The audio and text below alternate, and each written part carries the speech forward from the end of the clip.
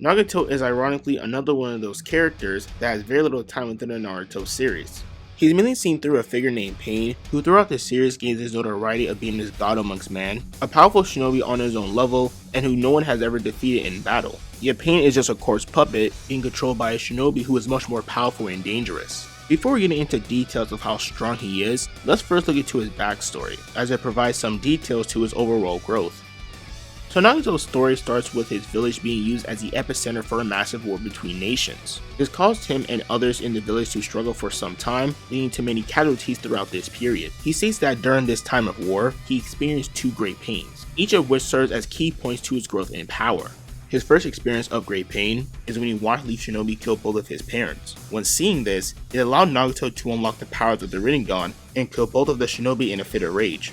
This is a common theme we see throughout these chapters, as Nagato has shown never fully grasping the power of the Rinnegan during his younger days. But it does demonstrate Nagato's overall potential, as he was shown able to defeat Jonin level shinobi at such a young age. Keep in mind that this is when he didn't have any training or guidance on how to use his powers. This potential is further displayed when he trained under Jiraiya, as according to him by the age of 10, Nagato was able to master all the jutsu he taught him and obtain 6 ninja transformations, which only was ever achieved by a handful of shinobi, some of which were Kages, making this kid a prodigy of sorts, similar to the likes of Itachi and Minato. However, Nagato openly admitted to being afraid of his own powers. You could equate this fear to being a mental nerve, which could explain why he never mastered his powers until a certain point in the series. The anime does go further into this, as there are moments where Nagato is using his powers only when he's set off. For instance, when both Yagiko and Konan were being attacked by a platoon, it reminded him of the death of his parents. This once again unleashes Nagato's anger, which in turn unleashes the power of the Rinnegan and completely destroys the group of shinobi, showing that even after his training with Jiraiya, he still never fully got a grasp over it. Now I know that this is filler, but I'm only strictly using this to further the understanding of Nagato's growth and how this leads him to be one of the strongest characters in this series. Later on in the manga, we see an older Nagato confronting Hanzo alongside his entire platoon, where he's given an ultimatum to kill Yagiko in order to save Konan. In an attempt to save both Konan and Nagato, Yagiko gave his own life by throwing himself into Nagato's kunai, which ends up being Nagato's second experience of great pain. Afterwards, Hanzo's platoon attacks by throwing a barrage of kunai, but Nagato was able to defend against them using his Diva Path abilities and countered the attack using the Geto Mazu statue. This scene shows Nagato having more control over the Rinnegan. He even forces Hanzo to retreat, which should be a feat within itself, given how strong he was at that time. He was by far one of the strongest shinobi in that era, and was still held in a high regard even years after his death. In fact, later in Nagato's life, where he assumed the identity of Pain, is interpreted by many that based off of Pain's statement that if Hanzo didn't lose his will, he probably wouldn't have lost to Pain when confronted, which should make it clear just how strong Hanzo was in comparison to everyone else. Now just to make myself clear, I am not saying that this Nagato is stronger than Hanzo by any means, but being able to make someone of this caliber retreat is very impressive. However, afterwards, there's nothing really to go off of, as most of his on-screen fighting is done when Nagato is controlling the sick passive Pain. But it's quite clear that after losing Yahiko, it made Nagato motivated to master the powers of the Rinnegan. As for the most part, the hatred that consumed him is the one thing that made him so strong, which is kind of ironic, as Nagato at one point wanted to rid the shinobi world of hatred. But his real feats are demonstrated once he becomes an Edo, as in chapter 550, we see a lot from Naruto in terms of how strong he is. Now note that everything that is shown here is when Nagato is being controlled by Kabuto. However, it shouldn't take away from any of the feats he displays, considering that if Nagato wasn't as powerful as he was, he wouldn't have done so well against both Naruto and B, regardless of Kabuto controlling him.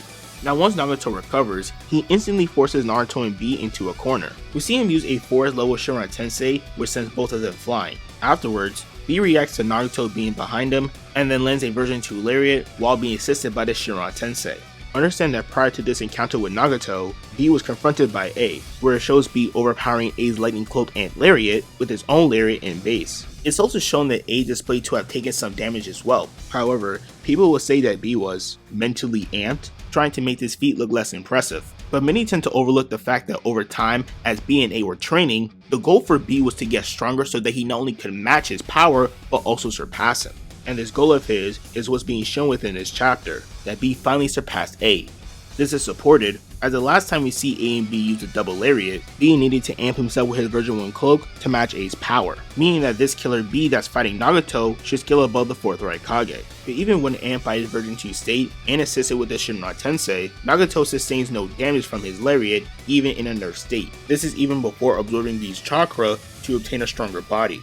Nagato's scaling goes even further, as we do see him manhandling KCM Naruto, who prior stated that he is much stronger than when he fought Pain, which could mean that this version of Naruto scales beyond his Sage Mode. And even if you don't think that KCM Naruto is stronger, but is instead around the same level as Sage Mode Naruto, it still shouldn't change the fact that he is stronger than Pain. Now, many do argue that Pain is superior to Sage Naruto, which is understandable considering there are some factors that made it more difficult for Pain when facing him. But the issue with this belief is that Naruto consistently shows to be able to overwhelm Pain on multiple occasions, and Pain admitted that Naruto is Sage Mode was an issue even for him. And not once did he even mention that due to being fatigued or powerless is the reason why he struggled. Now granted, Naruto was being fed information, but that still doesn't change the fact that he was defeating all the paths during their fight. To move along further, we see a scene where Naruto is getting his soul pulled out by Nagato, with him also trying to tag in with the Rasengan, but Nagato easily reacts and absorbs it, along with some of Naruto's chakra arm. This soul draining was also making Naruto physically weaker, as he comments to Nagato having a complete hold, with visual showing of his soul nearly leaving his body, even when utilizing both of his chakra arms to pull it back in. B then tries to jump in, but proceeds to get caught by Nagato and nearly gets killed.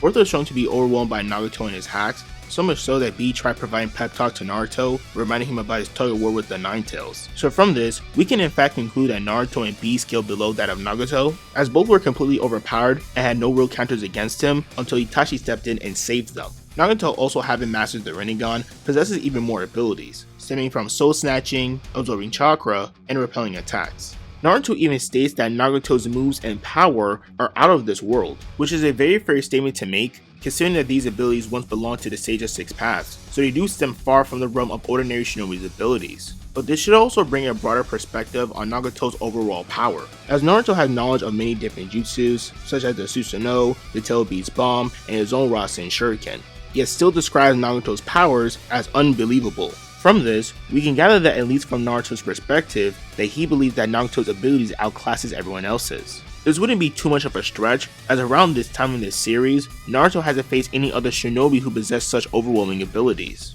Not to mention he's arguably stronger, as now he's no longer splitting his chakra evenly amongst 6 different bodies, as each of them possess only a single ability, making them vulnerable to anyone who can counter it. But when fighting with his own body, he no longer suffers that weakness. This is even shown during the fight, as Nagato is using multiple Rinnegan abilities simultaneously with no issue at all, which also highlights his great pool of chakra reserves due to being an Uzumaki.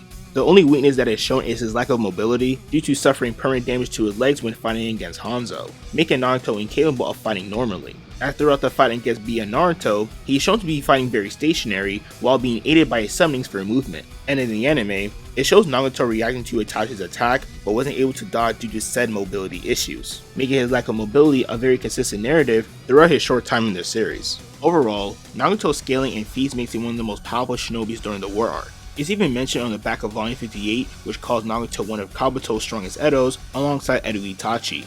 But Nagato at one point was being made out to being much stronger than he actually was. If you aren't aware, there used to be this claim that Kabuto made a statement saying that Nagato was his second strongest Edo, but that statement doesn't exist. People even used to use this fake claim to place Nagato higher in terms of scaling, so much so that I've seen people claim that he's a match for Madara. Now while I understand why people say that, Madara is just a different breed. His overall scaling and lore place him in a much higher tier in comparison. In no way, shape, or form is Nagato even a close match for him. But let me know your thoughts on Nagato. Hope you guys enjoyed the video. Thank you so much for watching, and I'll see y'all next time.